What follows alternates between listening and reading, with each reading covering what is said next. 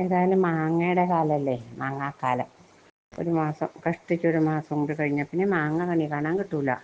അതുകൊണ്ട് കുറച്ച് നാളത്തേക്ക് മാങ്ങ സൂക്ഷിച്ചു വെക്കുന്നൊരു സമ്പ്രദായം, ഒരു സൂത്രം ഞാൻ പറഞ്ഞു തന്നാലോ?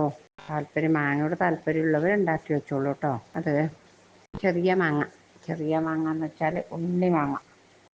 അത് 1 കിലോ മാങ്ങ, 1 കിലോ പഴുത്ത മാങ്ങ എടുക്കുക. അത് കഴുകി വൃത്തിയാക്കി അതിൻ്റെ തൊലി കളഞ്ഞ് അത് ആവിക്ക് വേവിക്കണം.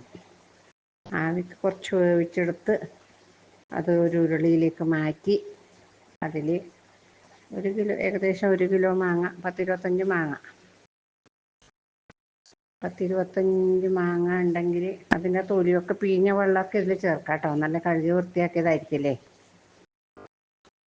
ആ തൊലി അതിന് നല്ലോണം സത്തുണ്ടാവും. അത് ഒരു ഉരുളിയിലേക്ക് മാറ്റാം. നല്ലൊരു വൃത്തിയുള്ള ഉരുളിയിലേക്ക് മാറ്റി അതിലൊരു ടീസ്പൂൺ ഉപ്പ് പൊടിയിട്ട്, 2 ടീസ്പൂൺ പറങ്കിപ്പൊടിയിട്ട്, മുളക് പൊടി, അതായത് പിരിയമുളക് പൊടിയാണ് നല്ലത്, എരിവുണ്ടാവില്ല.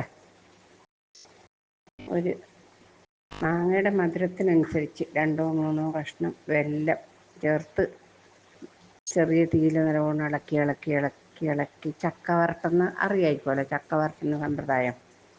അതുപോലെ ഇതിനെ ഇളക്കി ഇളക്കി കുറേ സമയം ഇളക്കി ഈ മാങ്ങയുടെ കൊരട്ട, ഞങ്ങളുടെ ഇവിടെ കൊരട്ടാന്ന് പറയാ, കൊരട്ടയും ആ മാങ്ങയുടെ സത്തും കൂടി ഒന്നിച്ചിട്ട് ഏകദേശം ആവുന്നത് പോലെ വരട്ടി ഇളക്കി ഓഫാക്കി തണുക്കുമ്പം ഒരു പാത്രത്തിലാക്കി വെച്ചാൽ ഒന്ന് മതി ചോറിന്.